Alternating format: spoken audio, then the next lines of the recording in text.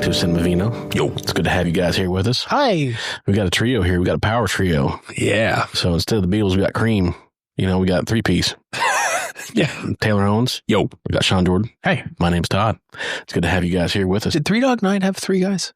Oh, I don't. Great question. I feel like they had more. I feel like they had like 5 or 6 guys. Yeah. Yeah. I think it was a full. Who was another good trio?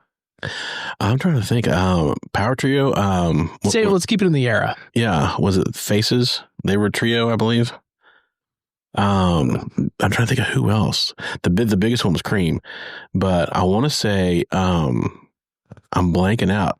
Oh no. Yeah, the Power Trio, the Jimi Hendrix Experience was one. Yeah, there you go. Trios just don't last long. They flame out quick. You know. Crosby, Stills, and Nash. Yeah. And then forget about Young. Forget about Young. Yeah. Yeah. And then Young. Yeah. And then not Young. Yeah. Yeah. And then just Crosby, Stills. Yeah. Which in that situation, you had 3 lead singers, but then a whole lot of backing people behind. Stills and Nash. Yeah. Yeah. Did the 2 off? Mm-hmm. I think so. I don't know. Yeah. I don't know. That's a whole other pod. That's the 70s, the 80s. Yeah, you could do a whole other pod on that group. It'd be interesting. All the squabbles and fights and stuff. I think, did I send it to you? There was an Instagram reel of like a guy doing like a board of all of the different bands that like split off and connected to everybody. Yeah. Mm-hmm. I think it was going all through. It's like All in the Family. Yeah. Like spun off so many things. It's like, yeah, it's like Eric Clapton, Cream. I mean, that's like, you know, everything. You get the Yardbirds, you get Zeppelin, you get all kinds of stuff split off from the groups. George Harrison's wife. Mm-hmm, exactly. Yeah. Yeah, she factors in there a lot. She might be in the middle. Like she's the node. At Hollywood Square, she might be the center square. So this is part 2 of our Beatles series. We're actually a week late just because for some reason I got a strep throat, which I have not had since I was a child. For some reason. Yeah. Did not get it from my kids. I did not get it from the germ factory. I just assumed. Yeah. Nope. They all were clear. Huh. So I have no idea where I got it. Weird. So imagine that. Turning tricks down at the bus station? I mean, not lately. And I think it's more just from just occupying random bathrooms. So I don't know. It's a mystery. Yeah. That'll happen. That was my favorite political movement. Occupy random bathrooms. Yeah. There you go. Yeah. 2010, 2011. Occupy stalls. Yeah. So Help. This came out August 11th, 1965. Not quite 60 years ago. Damn. Which is crazy. Damn. Yeah. We're 4 years shy of when I'm 64 from this movie. This is the Beatles' second feature film. The first movie they shot in color. This had a budget of $1.5 million, which was triple that of Hard Day's Night. Grossed around $12 million worldwide. So the Hard Day's Night grossed around 14, so similar gross. With a larger budget, the Beatles insisted on filming in locations that would give them kind of basically de facto vacations. They did the Adam Sandler. Yeah. Yeah. They went to the Bahamas. They went to the Alps for skiing. Basically, they just wanted to get away from it all.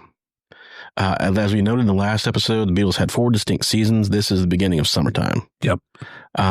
They look to me, I don't know if you guys caught this too, but like they look tired in this one. They look more exhausted. A little more aged. They look a little more stoned. Yep. You know? Yeah.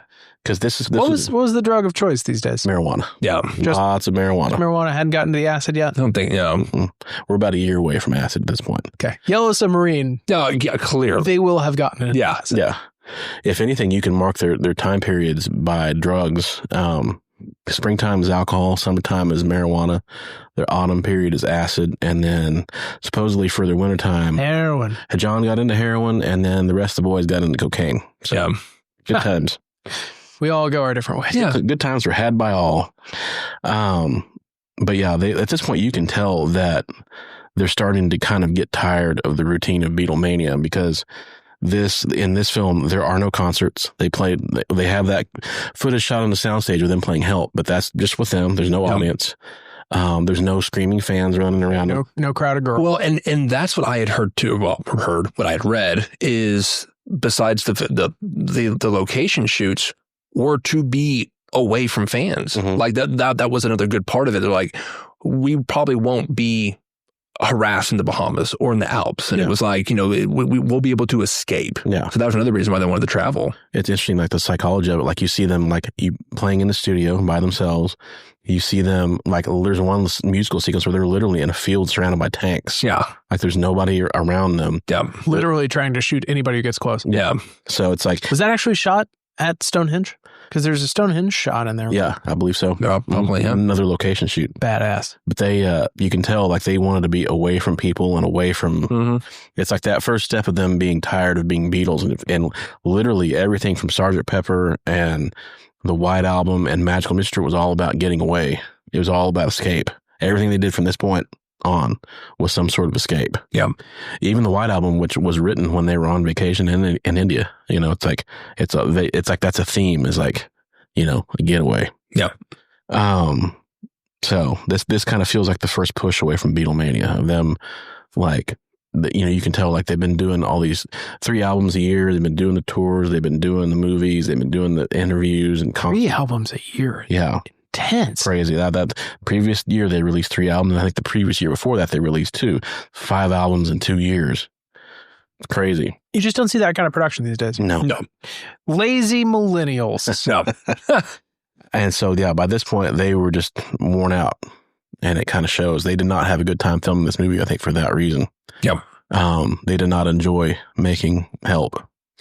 Because I think they just wanted, they appreciated the vacation and the location shoots, but they actually, I think, wanted to be on vacation. Like real vacation. Yeah. I think because it's like movie shoots are a lot of hurry up and wait, a lot of 12, 14-hour days, which a lot of that's sitting around waiting for your cue to go in and shoot. So it's not really a vacation. Yeah. It would kind of suck, to be in that scenery and not really be able to relax. So, basically this is, if the first movie was an exaggerated day in the life, this movie is a wild, absurd cartoon of them. Yeah. It's a complete wacky departure from what you saw in the first one, with Ringo getting sent accidentally a sacrificial ring that this cult is trying to get back by, again, whatever Looney Tune means they can come up with. No pun intended. Yes. They're trying to get it back. Yes. Yeah. Exactly. And so, again, with Hard Day's Night and with all their stuff, the soundtrack is the star. You get a lot of mid-period classics of You Gotta Hide Your Love Away, You Got Help, Ticket to Ride. But even the deep tracks, I loved it, like She's a Woman, You're Gonna Lose That Girl, I Need You. There's a lot of good deep tracks in there. Honestly, Lose That Girl. Yeah, that's one I don't think about a lot. When this came out, I was like, oh man, I like this one. Yeah. And that has the very Looney Tune scenes as them trying to saw Ringo out from under the floor. Yeah. So, it's a quintessential Looney Tunes. Oh, yeah. I mean, like it makes me wonder where they got that from. Yeah. Ringo, are you buzzing? And it's like, you see like the... So for me, I'll go first. What are we drinking? Were you going to wait until? So, well, for those who are curious, in the movie, there's a quick quote where I believe it's John. Does John order or Ringo? Ringo orders drinks, and he orders 2 lagers and limes and 2 lagers and limes. And so, this in honor of that, we're going to do, this is the Taco Truck Lager by Dust Bowl Brewing out of California. This is an easy drinking lager, 4.7% alcohol, and we do quite a healthy dose of limes in there. Oh, yeah. It's a good summertime drink. Oh, it's great. Yeah. It'd be awesome by the pool. Yeah, you can make a session out of this easy. Yeah, I mean, what's funny in that scene, I mean, you don't really see it, especially like how young they would have been. Like, Paul drinks the beer. Yeah. And like Ringo was smoking in that You're Gonna Lose That Girl. He was just puffing away on a cig. No. Yeah. I admire the coordination to be able to smoke a cigarette and at the same time. Yeah. That's incredible. They had to do things differently back then. Yeah. Just a different era. Yeah. 2 lagers and limes, 2 lagers and limes. That's exactly right. And so if you're watching Help, I would recommend find yourself a good lager and get yourself a couple of limes, cut them up in there, and you're in good shape. But yeah, because that's exactly what the Beatles would have done. I'm sure a lot of those scenes they were stoned out of their gourds, and probably some of those scenes they were about half drunk. So, there's that. Well, back then, you only had 2 beers. You had lagers and ales. Yeah, that was it. That was it. Yeah. Didn't have names, didn't have breweries. Pretty You simple. ordered a lager, you ordered an ale. Yeah. I mean, I'm sure over there, you probably had to pick between Bass and Guinness. Yeah. That's about it. Yeah. So for me, this is 8 out of 10. I'll give this a solid 8 out of 10. I love this movie. It's goofy. It's fun. It's a comfort food movie for me. This was a sick day movie that like I taped it off of AMC. And like I just pop it in the VCR whenever I was like homesick and watch it because it's goofy. Yeah. It's early Python humor. All that stuff. Did you have to fast forward through the commercials on the VHS? Yeah. I mean, you did, but it's like I don't remember if AMC had commercials. I really don't. I swore it did. Like back then, I don't know. I can't remember if that was like a premium station or cable station back then. There was a stretch where it was like they did nothing but movies. And so I don't remember. I have to go back and check that if they had commercials on that tape. Still have the VHS? Oh, I still have it. It's at my mom's house to this day. Nice. I recorded because they had a marathon. They did Hard Day's Night, Help, and I think Yellow Submarine, maybe back to back. Then I think it was another movie, Let It Be. Whatever it was, I didn't tape that one, but I did Hard Day's Night and Help. Yeah. Because they seemed the most kid-friendly of the first two. And I already had Yellow Submarine somewhere on VHS. It's good that you self-policed. Mm-hmm. Yeah. Well, I just wasn't interested in the documentary of Let It Be. I'd always heard that from them. Same. I don't want to see boobies. I'm Todd. It's like I just, and to some degree that lasted a long time. I wasn't really interested in watching them break up on tape. Yeah. It just, I didn't want that to end. So I think that was more like, I just don't want to watch your youthful innocence. Yeah. I don't want to watch them fight on camera. Yeah. But yeah, this has that nostalgia. There's still a lot of that humor is so stupid and so funny. Oh yeah. You know, I just enjoy it. You know, where Paul shrinks down to the size of like a little saucer cup. And again, it's those little things of like the exciting adventure of Paul on the floor that pulls up. And it was like, it's just so, it's so Python. It's so campy. Yeah. Where it's just that had to be fun to shoot. Yeah, exactly. It was just like it's like all that little stuff I actually appreciated more. And I'm always wondering, like, did they like doing it? Mm-hmm. You know, but it's also when he pops out and he's like, oh, I'm all sticky. It's just like, or like the guy that, you know, again, it's like what we said last time. I always imagine like it's a little kid's point of view. You think of them all living in the same house, you know, different little crazy beds that like lower down on the floor and like, you know, just almost like a little carnival that they walk into. It's like, oh yeah, it's like their little cartoon character. They have a little vending machine in there. Yeah. Just for them. That just conveniently reaches out, tries to grab ring to the ring. Yeah. But yeah, it's like, it's just silly. Like the guy that unleashes the little teeth that know the artificial turf. Yeah. Just stupid humor. I always I still get a kick out of that. Yeah. So it's a solid 8 out of 10 for me. So I'm assuming both you guys have seen this before. Yes. Yeah.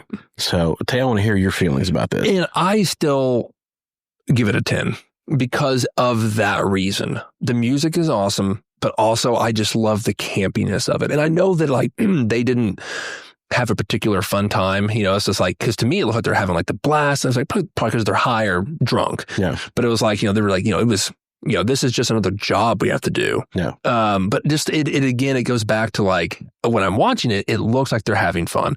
And all the little bitty things that just like still make me laugh. It was like you know, I kind of forgot about it, but like the intermission. Mm-hmm. It's like, oh, you're just like your sister going home, coming home Reddit every day of the night. And it's like, and then it cuts away. And I'm like, wait, what? I was like, and so it's like, to me, that's what it is literally like Holy Grail to me. Mm-hmm. Like that campiness, that fun. And that I can't. And I think because this was the second one I saw and it was so different from Hard Day's Night, I loved it more. Yeah. And it was like, so if I could give, you know, this, I'd be like over a 10 just because of all that thing, all that stuff. It was like the music, and they stuck with a storyline that was so outrageous, but they also added, I will say this, it was, I mean, I will say probably just a 10. It did go long. Yeah. I forgot how, because like it kept getting more outrageous. Like now we're adding the scientists. Is it only like an hour 40? Yeah, it wasn't. Yeah, but it felt like, because you had that, then you're going to Scotland Yard. A lot in. Then we're going to the Bahamas, and I'm like, they go to the Queen's Palace, don't they? Yeah, and like they go, and it's like everything was just like, damn.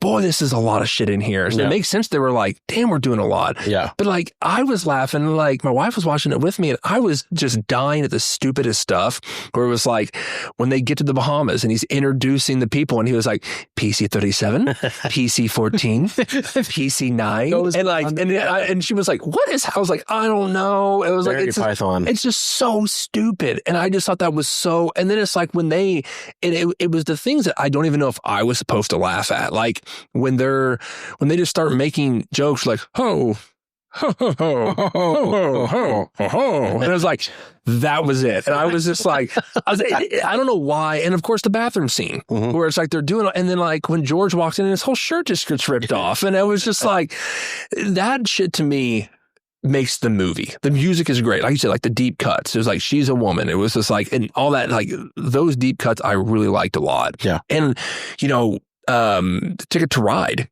just that filming when it's like, you know, John singing and like it's kind of like a blue filter. I'm like, damn, this is shot pretty well. Yeah. You know, and then they're kind of going, even the cinematography, I was like, damn. I liked it from a film point of view, but the only negative thing I can say is that it was long. There's a lot. It was a racial sensitivity. Yeah, it was like that also. Yeah, that was also. I was like, ooh, and it's like, and I think even George said it was like, don't humor him. You know, it's like yeah, the Native American thing. Yeah, it's like the Eastern. You know, and it was just like yeah, it was a different time. It was a different time. Yeah. Sounds like you yearn for those times. And no, I was like, no, those were the days. Those were the days. But this, with the comedy and the music, and just because I like the Beatles, all of that just added into like a perfect movie for me. Like you said, it is like, when I watched it, I was like, yep, this is exactly what I remember. And I think I like it more. Yeah. And I was like, the only thing was, it's like, you really, it is also a movie you have to kind of pay attention to. Like you can't look away. No, it's like, you cannot look away. And I think that's the only thing I could say. I was like, I was noticing, I was like, damn, they packed a shit ton into this film. I was like a lot, and you're moving, and it's like, you're here. And I'm like, what the hell? And it was like, and it's almost like whatever was new at the time, they really, really wanted to put it in there. Like the slow-mo thing and at the Queen's Palace, it was just like the relativity, whatever it is, machine. It's like, and just being like, they wanted to show, hey, we can do this. Yeah. Like, we're going to do this. And I was like, was this needed? I thought you were showing the Beatles in slow motion. I was like, did you really need to put that in there? I love the throwaway when you hear them skiing down the mountain and they'd show the... Yeah, I was like, yeah, it's like and then it gradually goes away as they ski down the... Yeah, and again, that's just, it's like they're doing that. They're just like, going all the way. And then another one that made me just die laughing. Here I'm just rambling, but like when they're in the Bahamas, and you know, we had it on the subtitles, and it's just before they get attacked, and they're with the girls. It was just after Another Girl song, and one of them says like, "Hey, let's play a game. Let's play Meet Meet," and they just go meet meet, and like that was it. And I was like, what the fuck? I was just like, and it's just them putting their head down, going like meet, like running at the girls. That was the game, and I was so like, stupid. I was like, God, this is stupid. That just made me die laughing. So again, for me, it's another 10. It's like other movies might be different later on, but like this is just another one. The music and the insane comedy. Yeah. And again, like, and maybe because I just being a Beatles fan, it seems funnier, but yeah, it's all of that is just hilarious. And the one thing I will say, because I feel like I'm just rambling on, another thing that made me laugh was when they're doing, "Hey, I gotta hide your love away." Yeah. And that whole time it's Ringo just hitting the tambourine. I mean, that's the song. He just gets tambourine. Yeah, and I was like, that poor bastard. Yeah, so I was like, but again, a 10, and even without the music, I would say it is just a classic, like Python-esque comedy. Yeah. Just over the top for no reason. It's just your quintessential British humor. Yeah, exactly. Yeah, very quintessential British humor, totally. Yeah. Honestly, I liked this one a lot more than I liked Hard Day's Night. I gave this, I think, a 7. Compared to that being a 5, the humor's great. This is a good standalone movie. Like you said, you get the British humor of like Monty Python, Peter Sellers. Like it has that like Pink Panther-ish kind of humor. You have a little bit of like that old school James Bond like spoof campiness, spoof to it. Like it's just like the femme fatale who's like just so enamored with the boys that she's helping out. Yeah, but she also kind of wants to kill them, but is also helping. It's like, I'm going to sing to the tiger. Yeah. You must sing to the tiger. Yeah. It's Beethoven's Ninth Symphony. Is that what? Famous Ninth Symphony in D minor. No. Oh, no. It's the tiger that escapes from the zoo. Everybody knows. You just sing Beethoven's Ninth Symphony. Raja. It was like, oh, it's just Rogers here from the Berlin Zoo this morning. And I was like, wait, what? And then when he almost falls in for no reason, I was just like, oh my God. Yeah. It was just, yeah. The bit where like the trap door beer that he pulls off the bar and then she replaces it with a real beer. Yeah. And it was like, splashed He's it like- all over the inspector. yeah. But also when the guy pops up and like it's like just the noises and the sounds, like he pops up and he goes like, beep, boop. And I was like, what? I was like, that he just shows up and that's when they freak out. And it's like, yeah. No, it's a really good movie. I mean, it's well written and the humor's really well done, and like the music just is a nice little layer on top. Yeah. If anything, for me, it kind of takes away from the movie. Oh, actually, I kind of agree. Yeah, It was it makes it a little bit more of like a Beatles movie instead of just a movie with the Beatles. Mhm. You know, I think it's fun. You get like a farcical look in their life. Like Hard Day's Night almost tried to make it look like this is them going about their lives. Like there's some like a little bit of it is grounded. Mhm. This is so ungrounded that it makes it more enjoyable. Yeah. You know, it's so farcical. It's so Looney Tunes, like you said. Mhm. You get the saw like sawing through the floor in a circle around Ringo. Like When you say Looney Tunes, it's like when they're in the Bahamas and they've captured Ringo. red footprints. It was like, it's when the scientists and they're in the pink car and they're just like, oh, I was like, well, we'll get him here. And he reverses and just smashes the car into the brick and like he's fine. And he was like, oh, this will give him a headache. And then he just crashes into the tree and it's just like, wait, what? Yeah. He just goes and opens the trunk. Yeah, and I was just like, oh my God, this is great. The guy hanging down from the dirigible with the footprint stamps. Yeah. Just doing this. It's awesome. Awesome. No, it's good. It's a fun movie. I mean, you get so much, like you get good effects, you get good color. The production value is clearly better. It's a lot more fun. I think, and again, Ringo's my favorite character. Oh, he's like he's amazing in this. Music aside, you get like Ringo is having the most fun. He's the most natural too. He's the most natural like comedian of the group. Yeah. Yeah. So like I didn't feel like in the last one they had to like kind of squeeze in a Ringo like storyline and they just left it in. This one, like Ringo is the storyline. Yeah. And I think that's great because you get more just FaceTime with him. They put the right one front and center. Oh yeah, 100%. And it's no mistake that he got a few acting parts after this. So did he really? Mm-hmm. What did he do? He did a movie called The Magic Christian. Yeah, I was going to say Peter Sellers. No, huh? And then I want to say he was the voice of was it Thomas the Tank? Like he did. Yeah, he was. He was. Yeah. I thought that was something. Okay.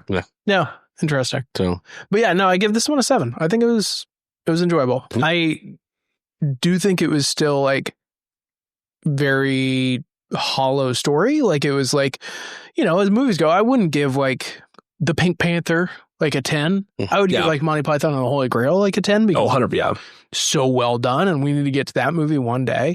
But like, I think this is a solid 7. I think it's as high as it could have possibly gone. And that's where I was like, I think this is like of all the Beatles films, like it's like the Holy Grail. Yeah. And because it is basically it's so outrageous. I had absolutely watched this movie and I couldn't remember which one it was because they all sort of blurred together in my memory, but like the scene that got to me the most or stuck in my memory the most as a kid was them all like waving to the neighbor across the street and then walking in 4 separate doors, all into the same house into like 4 separate rooms that are all sort of like painted in their own style and their own little areas. Well, and it to me, I think I don't even know why, but like it, and I think even I think when I watched it, maybe I was more infatuated with just like British humor and like, but it was just like, go on, wave. It was like, they expect it, don't they? It's like, go on, wave. It's like, be rude. It was like, you know, it's like, lovely young lad, still the same they was before they was. And it was like, it's like that kind of line and all that just made me just love this movie even more. Maybe because it was just, I was kind of borderline infatuated with like British humor back in the day. Yeah. I mean, it's like they're 2 like old ladies out of Mary Poppins. Oh yeah, something, you know? Exactly. And like 60s British humor too. Yeah, exactly. Yeah. Because like the whole Margaret Thatcher thing got real dark for a while. Yeah. You know, 60s, they were having a great time. Yeah. But yeah, it's like there's no teenage girls. It's like 2 older ladies. Oh yeah. Like, you know, like just fun ladies from the neighborhood. Like, oh, just go ahead and wipe. Yeah. You know, it's just I don't want to. But yeah, but I totally get this. It's like it's just I can't escape the Beatle fandom. Yeah. And I think that's just what adds to this movie 10 times more for me. Yeah. It was like, it's like just to see them and like, you know, from there it looks like they're having fun, you know, but in reality, they're probably like, fuck, this sucks. Yeah. And I was like, here we go. And again, it's a little racist. It is. Yeah. A little racist. It is. Yeah. But, that's the way without targeting any one specific, like. Yeah, it was just a questionable Eastern religion that wears turbans. Yeah. It's non-specific bigotry. It was India. Yeah. Yeah. But, But ironically, though, it got George into Indian music, which then he used to bring, he supposedly bought his first sitar during the production of this movie. Oh, really? And then introduced basically Indian music to the world. Much to Ringo's stomach's chagrin. Yeah. Yeah, well, that's the other thing. When they went to India, Ringo couldn't stomach the food, so all he brought was cans of beans. So there's that. Lots of beans. Lots of beans. Lots of Hormel beans. No, but it was a great movie. I enjoyed it a lot. Yeah. And I think Travis gave it a 5. 5. Yeah. Well, but also, I mean, who knows? Yeah. Who knows? I think he had too many beans. Yeah. Probably couldn't make it. If he had known about the beans, he probably would have given this higher score. That's true. Exactly. Yeah. So, but yeah, it's been another episode of Cinema Vino. Thank you guys so much for joining us. Taco Truck Lager, Loggers and Limes. Loggers and limes. Loggers and limes. So this movie's help. Next, we're going to move on to Yellow Submarine in our Beatles series. So Thanks. come on back. Hooray. Got Sean Jordan. Hi. Taylor Owens. Yo. T.O. My name's Todd. Great movies. Only drunker. See you guys next time. Love you. Help us. Help us.